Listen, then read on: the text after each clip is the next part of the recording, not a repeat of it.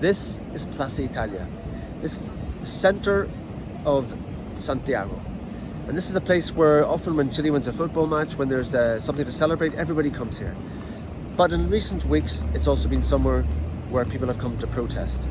Last Friday, Chile saw the biggest single march in its history, at least since the beginning of democracy 30 years ago. There were 1 million people here.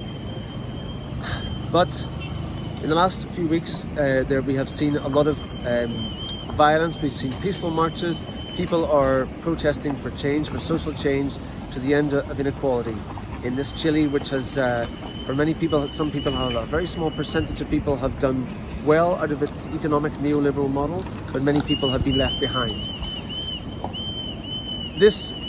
Beginning of this week, Sebastián Pinera, the president, he announced the change of cabinet to try to alleviate some of the tensions, but the protests have changed. The protests have continued, and today the president made the announcement that Chile would not host the Apec economic meeting of the economic leaders, and also the COP25, which is a climate summit.